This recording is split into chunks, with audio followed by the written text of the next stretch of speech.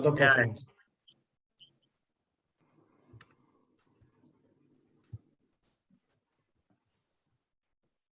Good morning, ladies and gentlemen. Welcome back to the ICA Cricket Show brought to you by the Indian Cricketers Association. I am Satish Vishwanathan and it's my privilege to host this 11th edition of this chat show. Today, expectedly, the discussion will be on the T20 World Cup with the Super 12 round of the tournament beginning on Saturday. Of course, the big match, the final before the final, India versus Pakistan, is on Sunday, a game I'm sure all of you will tune in for. It's now my great pleasure to introduce our panel, starting with former India and Mumbai all-rounder Sairaj Bhautule. I know, Sai, you played Maharashtra, Assam. I'm just sticking to Mumbai for now. He spent a little over a month in the UAE as part of the Rajasthan Royals squad, for whom he is the spin bowling coach. Sai, I've seen you play from your Podar college days and also covered your test debut in Chennai back in 2001 with the Australia series. Incidentally, I played alongside your brother Sangram and kept wickets with your sister Kalpana batted the nets. And now here we are on the show. A small world this is. Welcome to the show, Sai. Yeah, thank you, Satish. Next up is someone I actually played junior cricket with. He for Hyderabad and I for Karnataka back in the late 80s and early 90s. As a cricket reporter, I was interested to his call up to the Indian Test squad, as also his ODI debut in the Caribbean. Noel David Foakes has got a double hundred for Hyderabad and picked up wickets for India and ODIs. But so good was he on the field. The first thing people recall about him is his fielding. Such a pleasure to catch up, Noel, even if it's online, and the word catch is deliberately used. Thank you, Satish. It was never my intention to have three spinners as the panelists, all all-rounders in their own right. But just the way it turned out. Amar Petiwale, in his own words, was mainly a left-arm spinner, but his all-round abilities came off the field. A first-class cricketer from Baroda, Amar is a cost management accountant by profession and was senior GM finance at Reliance before going into private practice. That's not all though. After serving as a BCCI match referee, Amar took up administrative responsibility with his role as secretary of the Baroda Cricket Association from 2016 to 2019. And these days, he represents us, the ICA, in the Apex Council of the Baroda Cricket Association. Great that you could join us, Amar. You certainly are an all-rounder. Thank you. Sai, let me start with you. You were in, obviously, the last month or so, you were in, for more a month, I think, in the UAE, which is the venue for the entire World Cup, as part of the Rajasthan Royals squad. What is I know T20, the pitches usually doesn't play such a huge part, but we know these days it does. So what's it take? What kind of pitches can we expect for the World Cup? India, of course, are playing most of the matches in Dubai, so bear that in mind too. But overall, what can we expect? Will it be better for batting? I mean, I'm all for balance between bat and ball, but what can we expect?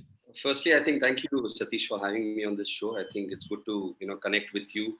Good to see Noel also and Amar Bhai also to be on this show. So I think it's going to be a good interaction and looking forward to this talk. Coming back to your question, I think UAE is a place where I think typically it will suit a lot of this subcontinental teams. The reason being it's very black soil based. I think that is one of the reasons why Indians are pretty much used to the black soil faced, and so obviously every region has its own way of playing on red soil pitches also. But UAE is generally very much a black soil based pitches in Sharjah, in Abu Dhabi, in Dubai also. I think it will definitely suit the Indian contingent. I think because it's really suitable for our type of cricket. Yes, Pakistan, Bangladesh, all these teams also will come into play because, as you know, T20 is a very you can't predict anything. Each ball is a consequence, and it's a highly paced and high decision making and spontaneous tournament. But I think pitches here are very much conducive. Yes, fast bowling and spinners, but morely spinners because the slowness of the pitch. And I think conditions are definitely conducive to the subcontinent teams. Yeah, that's good to know. So I'll come back to you on the spinners in the Indian squad. Now you watched all of them closely. But before that, I want to get into the Pakistan match. That's the main debate here. Noel, as it is, there's always tremendous pressure when it comes to a World Cup fixture, any World Cup fixture. But for both teams to kick off their respective campaigns by playing each other first, that's even bigger pressure, isn't it? How does one cope? Absolutely, it's going to be a big game. The India-Pakistan match has always been a big game. With high voltage. Each team wants to beat each one, and especially in the World Cup. We have been upper hand all the time in the World Cup. We have beaten them a number of times, and now, to be very honest, it's going to be a different game. Pakistan will be looking forward to take a revenge in the World Cup. They will be looking to win. And what I feel is this game is going to be a kickoff for this World Cup, and both the teams will be playing under tremendous pressure because it's not going to be easy. The plus point is most of our Indians have already played in UAE, so that'll be the plus point that they know about the wicket, they know the conditions, they know the pitch, what's going to play. But when it comes to Pakistan, I think it's going to be a total different a scenario. They will be looking into, they have to read the wicket. They have to get used to the climate. Yes, they have played in UAE before this, but T20 is totally a different game. I agree with you. And I know the World Cup record that India have over Pakistan is massive, but it's a different ball game. It's a new tournament, new match. So I agree with you that it all depends on that day. Amar, I wanted to come in here with your administrative hat, and talk us to the two unique situations in front of us. One is this timing of the Indian captain Virat Kohli. I mean, he's announcing stepping down the T20 captain after this. The other also is this sudden, unexpected call to MS Dhoni to be the team's mentor. What kind of bearing will this on the team showing both these things? Will these moves help, hinder? What's your take? Virat has been a very good captain, very aggressive, and he has given a new direction to the Indian team. But he has been there for such a long period of time, and over a period of time, if you see in the past also, all the captains, at some point of time, they always felt the pressure of captaincy, and then they wanted to, be relieved of that captaincy and play as a player and give their best performance. So Virat also is feeling that pressure for such a long period of time. He has been there in the scene for the last maybe more than a decade in a competitive cricket. He has maintained his fitness level at the top. We can say is one of the fittest players in the international arena. And all this pressure games, they always take a toll of the captain, because ultimately being a leader, besides performing on the ground, outside ground strategies, meetings and all those things, because we have seen our Ranji captains, facing this kind of difficulties and all those things. So I think we must, over a period of time, the captain also should captain the side not for a very long period of time, and then develop some good leaders also. So it's a very good sign that Virat has taken that initiative, and he wants to step down. If you see the this World Cup scenario, India and Pakistan, like this Noel was discussing. So I think we have an upper hand over Pakistan because we have never lost against them in the World Cup. And secondly, our boys have also been doing well. So they are in the same arena, like we will be playing in most of the matches. We are playing in Dubai only, except for one, which is in Abu Dhabi. That is, I think, against Afghanistan. So I see that the Indian team should easily sail through the first round, that is getting qualified in the final four. After that, we know World Cup T20 is anybody's game. If you see the history of World Cup winners also, India won the first inaugural that's World totally Cup. unexpected. 2007. After that, we have never won. Once we have been a runner-up in 2014, I think. But otherwise, West Indies is the only team which has won twice. Otherwise, if you see that World Cup, so T20 game is very unpredictable. And nowadays, if you see all the matches, all matches were getting finished in the last over, and that too in the last third ball, fourth ball, fifth ball, So cricket is getting very competitive, and it's anybody's game, because more or less everybody is there, fitness level, everybody is there. Strength wise, if you see, there are so many people associated with the team, they are giving advice and analyzing the matches. So after every match, so much of analysis goes into the matches part of it, and then the feedback is given to the players of what is to be done and what is not to be done. So I think Sai, of course, he has been a part of that IPL, so he will know that so much of meetings are going on and so much of feedback is given to the players that, videos are being shown, weaknesses of the opponents are being explored and all those things. So, but I still feel that India has an edge over the other teams because, we have been playing competitive cricket and all our cricketers are actually in good nick. That's fair enough. Just Yeah. to add to that question about MS Dhoni being in Yeah. the team, I think it's fantastic move from the board because see Virat, obviously there's so much of cricket being played. I think every captain or every player needs that little break of that pressure also. So I think he's taken a fantastic decision of moving ahead from being the captain of the T20 thing post World Cup. But I think MS being there is very crucial because all these players have played under him. They know how he is been influential in their career somewhere along the line. And for a guy of his caliber to be in the dressing room, just interacting with them, he obviously, as KL Rahul also said, that he gets a sense of calmness into the dressing room, which is very, very important in this high pressure tournaments. And I think for youngsters also, I don't know if you've seen images on these practice games also, that he's been talking to a lot of these young kids like Shreyas Iyer and all these guys. And I think this is very valuable because I think, MS being around with the team, he's like a mentor and he's been looked upon. And obviously the way he finished the IPL also, so they know what he's capable of. And I think his inputs will be welcomed by each and everyone in that dressing room. So you don't expect to clash with the coach's idea? Not at all, because I think Ravi has been a part of this also. Ravi has, been a coach when MS was playing as well. So they have been really successful in the last few years. So, there is that camaraderie and there is that understanding between them. And I think it is obviously anybody who takes a decision will not take a decision without the consent of the players and the coaches. So I think I'm sure there will be a lot of good things in this. Yeah, Satish, actually the decision taken by the board is fantastic one. And if you see Kohli's MS's behavior over the years, he always been referred to as Captain Cool. Always maintained that good relations with everybody, not only Ravi, but also with Virat also. He has a very good bonding. And with the other teams also, and with his illustrious career as a captain. I think that is something which has been going to be wonderful because the inputs which he is going to give, the value which he is going to add to the dressing room is something, very thoughtful of the board to take this decision. But the whole contrast, we're talking about the Indian board making such a big call.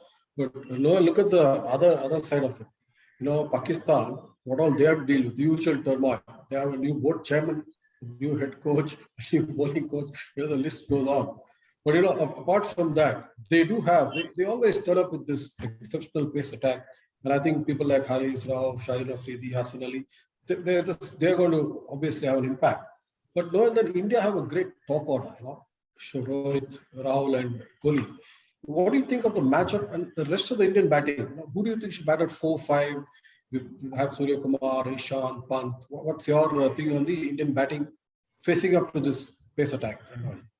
Yeah, you see, with Ramesh coming as the chairman of PCB, I think the first thing is his intention is to get cricket going in Pakistan, to change the direction of Pakistan cricket. The way he has given an interview, press conference, was so nice to hear that he wants put his foot down in all things. He wants to change the concept of the game in Pakistan. He wants to develop youngsters. He's bringing in a lot of old cricketers into the stream. Like Wasim, Moin, and all that, so that all these guys can give their input. Now, coming back to your question about our batting order, I think we are so flexible. We have till the depth. Everyone can bat whenever the situation needed, especially with Rohit and KL Rahul opening the innings. I think both of these guys have been a massive openers for our country. They have given a lot of runs. They have scored a lot of runs. They've been match winners single-handedly. Then comes our captain, Virat. He's always been a man who can chase runs. Single-handedly has chased runs and won for. So the depth in Indian team in batting is very, very deep, and I feel that it's going to be only some silly mistakes will destroy contentions. But we know that Pakistanis have developed a lot of fast bowlers. Great fast bowlers have come out from Pakistan, and I think they will be fair. This I object to the word developed. I think Pakistan just get this. I don't think they develop anything. This is naturally common.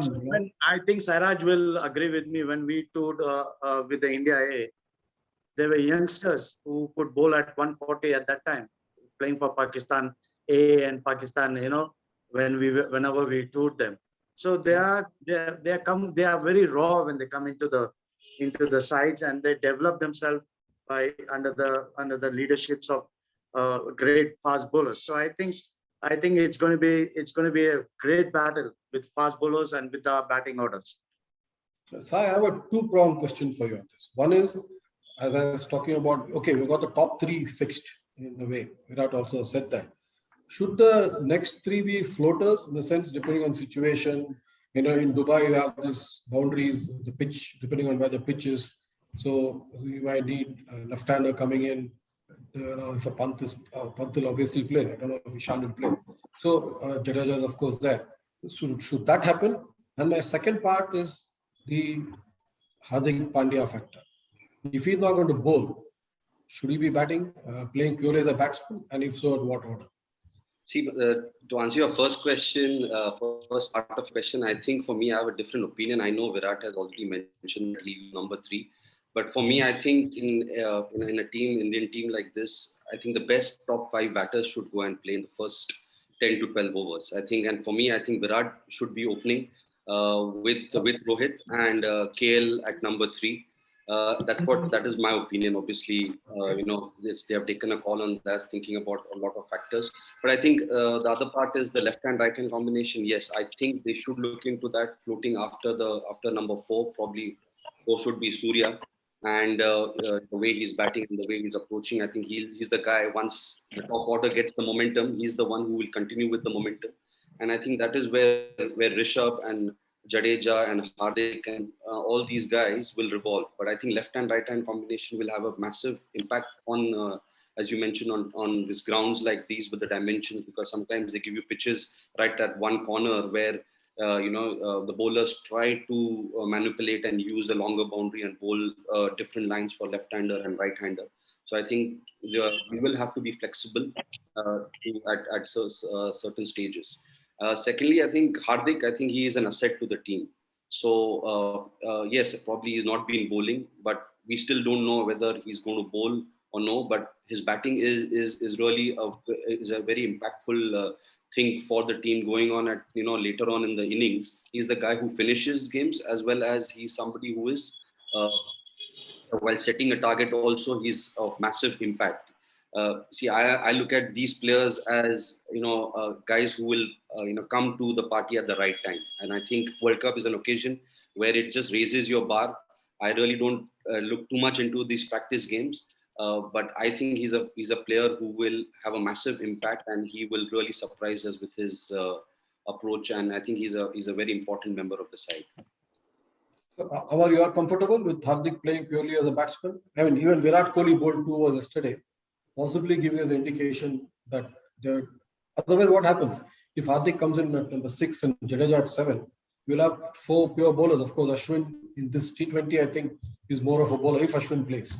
Yeah. So you comfortable with this Hardik? Yeah, Hardik is a match winner, I feel, and he has delivered in the past also, and he's capable of getting the runs very fast in that slot where he will be batting. Because if you see batting at number 6 or number 7, you hardly get any number of balls to play. You get very less number of balls, and if you see his hitting power, at any point of time, if he is able to connect 2-3 shots in an over, you can get you 20 runs in an over, which could be a game changer. So I agree with Sai that unless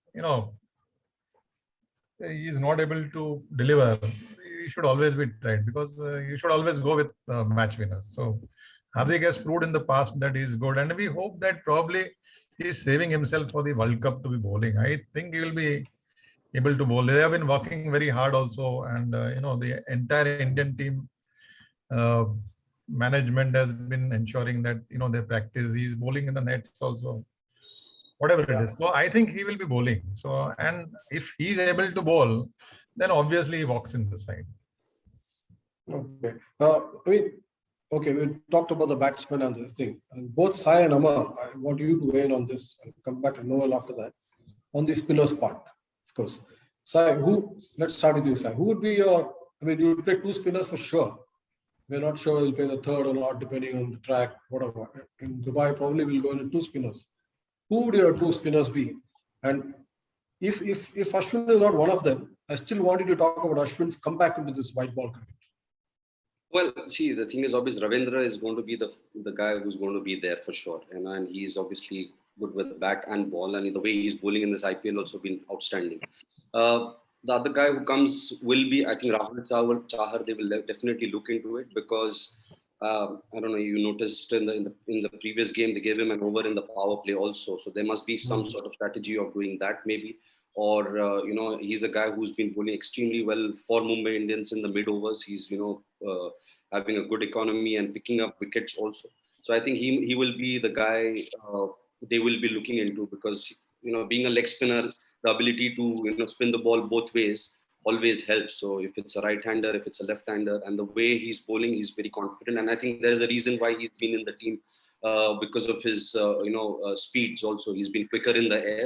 And he's been obviously gone ahead of Chahal also, so which is I think shows the confidence the team management has in him. So I think he will be the choice. But again, coming to Ashwin, I think it'll all depend on what the team management is thinking as a strategy against the first game against Pakistan, depending on the left-handers, amount of left-handers playing, and again. How many overs a spinners should be bowling who can absorb that pressure to bowl spin in that first 6 overs. All these factors will definitely come into it. But answering your question, yeah, Chahar would be there with Ravindra Jadeja. Our two things on this. One is the comeback of Ashwin into the white balls. Yeah. Cricket. It's been a long time that he has kept out. I mean, for the right or wrong reason, that's not our debate. The fact that he's back. That is one. And secondly, again, same as I asked Sai, which are the two spinners you would pick for this first game? Yeah, Ashwin has been a fantastic cricketer. We have seen him perform at all levels, not only in all formats. He has done well. Recently also, he has done well. He is good with the bat. He is bowling fantastically. And always been an asset, always involved in the game strategy and all. He's a thinker also. But again, if you ask me my choice for two spinners, the first will be Ravindra Jadeja. Absolutely, because he is again a match winner. We have seen that in so many matches. Besides, his fielding is absolutely above the other. If you compare fielding, he is one of the best fielders. So that is a plus. He is a lusty hitter. He can, in the IPL one match, he scored 20 runs in 1 over. So again, we need those kind of all-rounders who are capable of hitting. So Jadeja would be the first one. Second is I would rather go with Varun.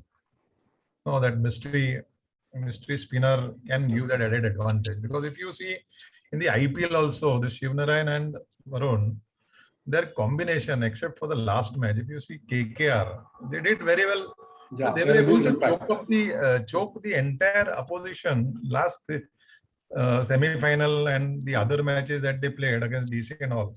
In the mid overs, that is starting from the 6th to the 15th overs, none of the teams were able to score against these two spinners. So they have that element of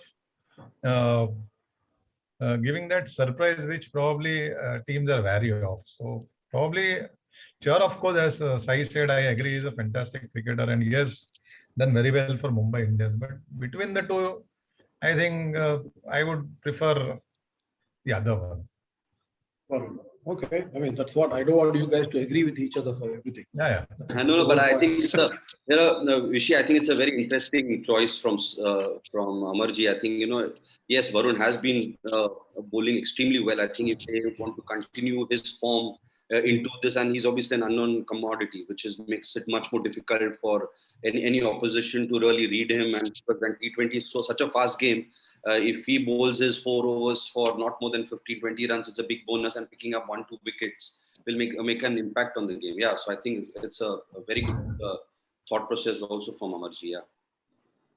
Right. Well, there was one question that I kept it for you, but Amar briefly touched on it. Jadeja's fielding. I mean, you would be the right person to talk us through that. What makes him such? I mean, I think he's the world's best at the moment. There are a lot of brilliant fielders in the Indian team too, and obviously around the world. But to me, for some time now, he's been the world's best fielder, where he can field almost anywhere, and that throw office. What makes him tick? Ravindra Jadeja has been a tremendous fielder for our country from a long time.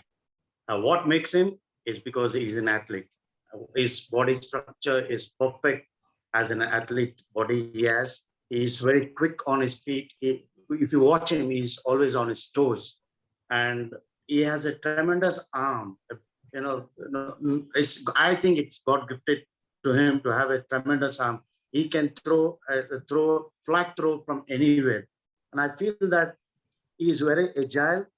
He's very free on his feet. That's making him as a great fielder. And whatever position he's in, whether it's covers or whether point or whether deep mid wicket, or he covers a lot of distance. He's quick. That's what makes him as one of the world best fielders. He takes tremendous catches. He gets tremendous runouts, and that's the biggest plus point. Him being in the team. If you don't count him as a spinner, you can count him as a fielder who can win matches with his fielding or his batting. That's what Ravinder is. If you don't consider him as a spinner, if we all say we need to have some other spinner instead of Ravinder, but I feel Ravinder can bat and field and win matches for the country.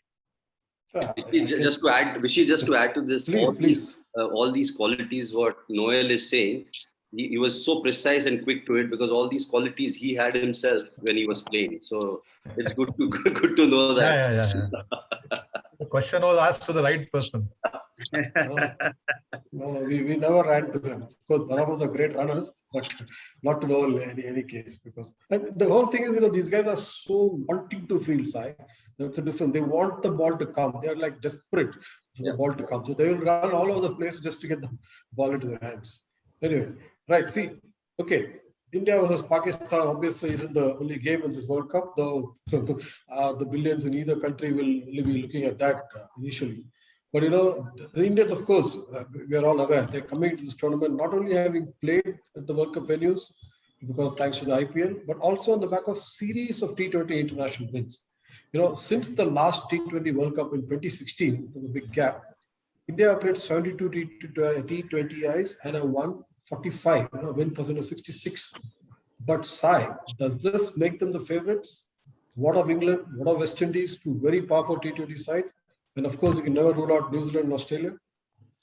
No, for me, I think India is the first. I think they will do well because all these players have played in IPL. They know the conditions well. Yes, the World Cup pressure is totally different.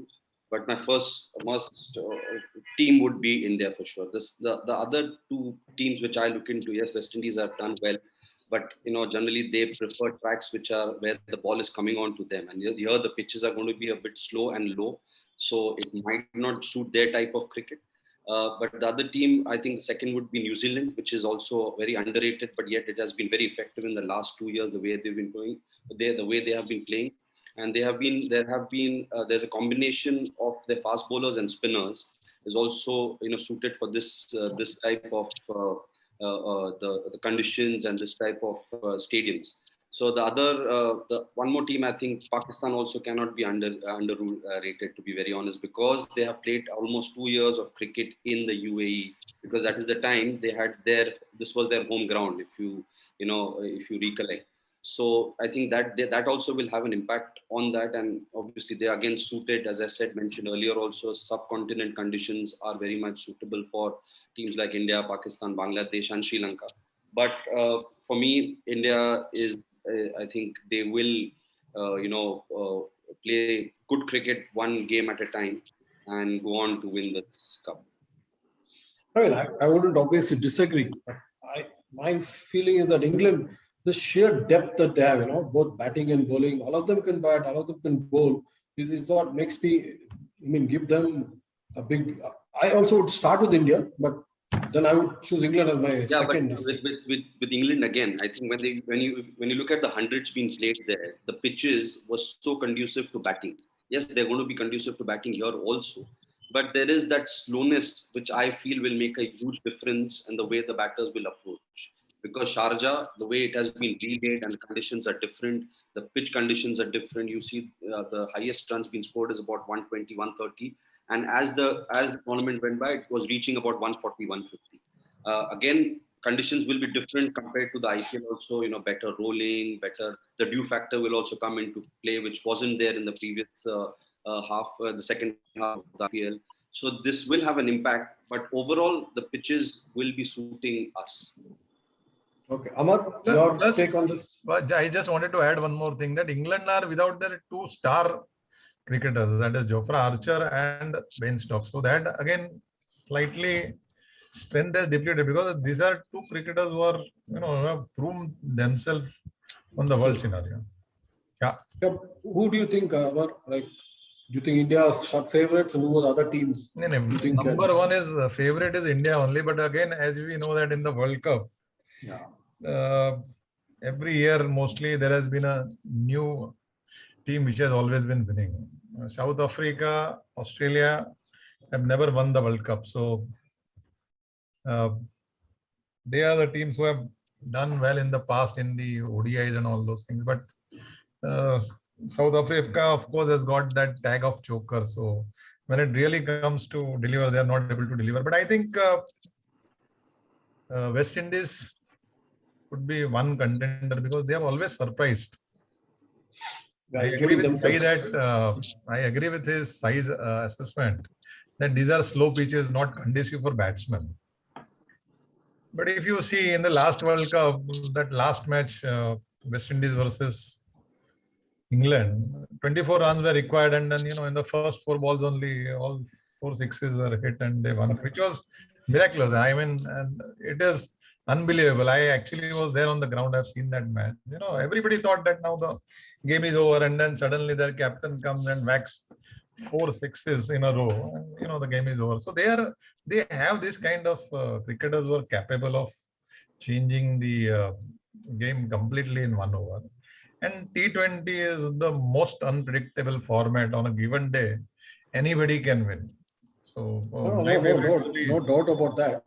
But the whole thing is you're talking about Braithwaite, who wasn't the captain that time, but he became captain because of those 4 sixes.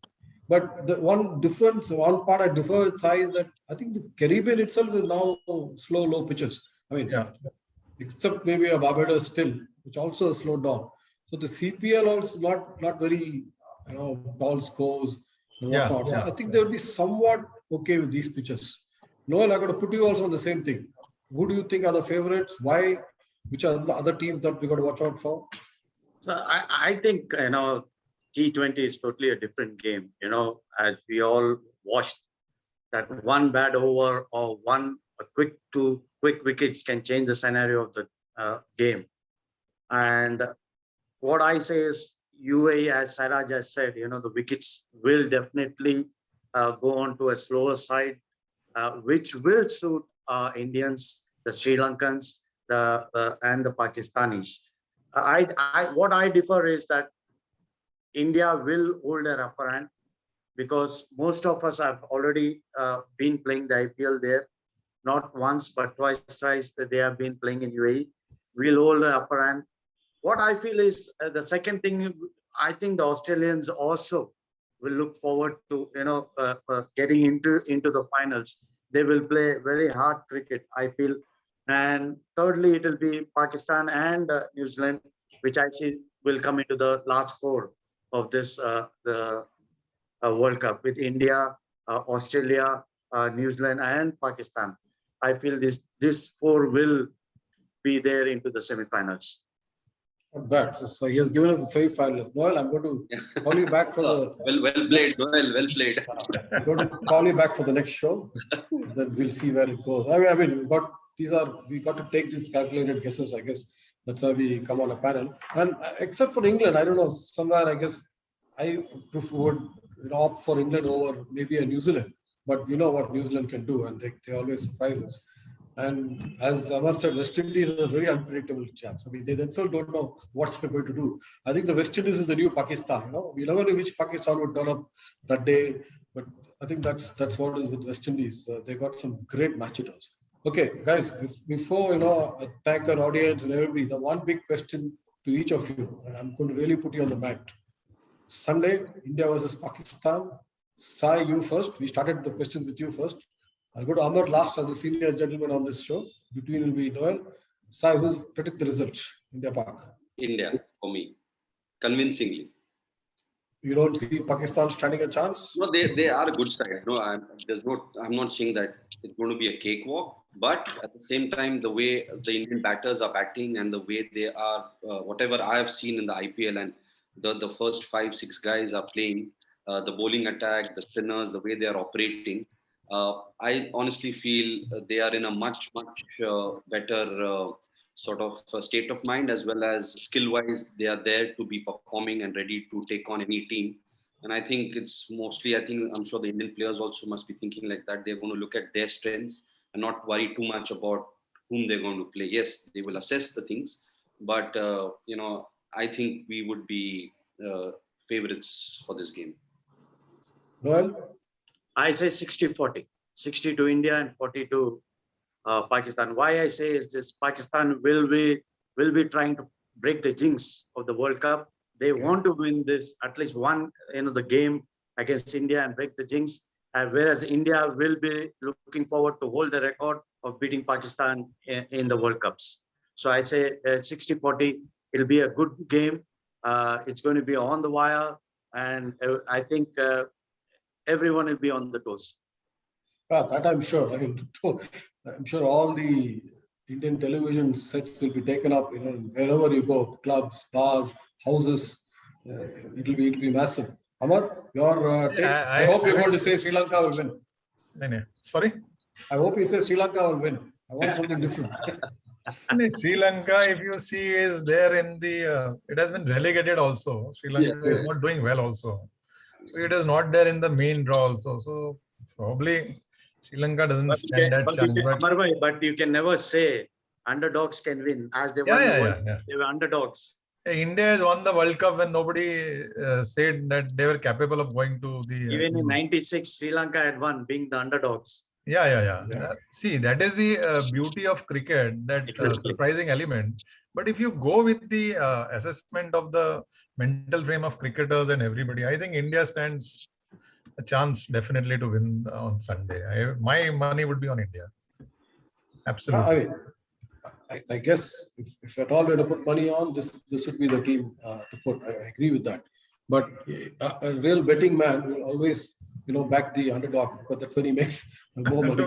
That is a separate thing, because they will be earning more when you bet on the underdog. I think the Scotland and the Bangladesh game, I think the brokers won a lot of money. Oh, yeah. Vishy, what's your choice, if I may ask? Look, I somehow would want to go with England, but the fact of what you said about having played in the hundreds and not too many Englishmen were there in the IPL. This is the huge factor that will play a big part in this, the tournament as it goes on. Who all are played here? Even that kind of this wicket, the heat, to take the heat for the Englishmen to take the heat, because overall, all round side, the attitude and the best. If you had asked me yesterday, I would have probably said India itself without any doubt. But the very fact that an England captain, Owen Morgan, has said yesterday, I don't mind missing out on the 11 if that's the way. That's what I would want on the team, and he's been struggling for form. If he steps down, that could just We never had this thing has never happened in cricket. So, which is why I look at them as certainly semi-finalists. But yeah, it's a thing. If you look So at least overall, I got one right then. no, you guys are the experts. I'm just the host. I'm just the first time some panelists are asking me for my opinion, so I just held forth. And Satish, I'm surprised. And I'm surprised, Satish, that within 24 hours you changed your mind from India to England. Not really. But see, India as a T20 team till this last phase, in the last 2-3 years, they've done phenomenally. They're not doing too well as a T20 team. I think they're playing the IPL and then that took away a lot and they couldn't come back as a T20 team. That was the record for a few years. That has changed. Virat has obviously contributed a lot. That part has changed. Now, we are a world-beating side.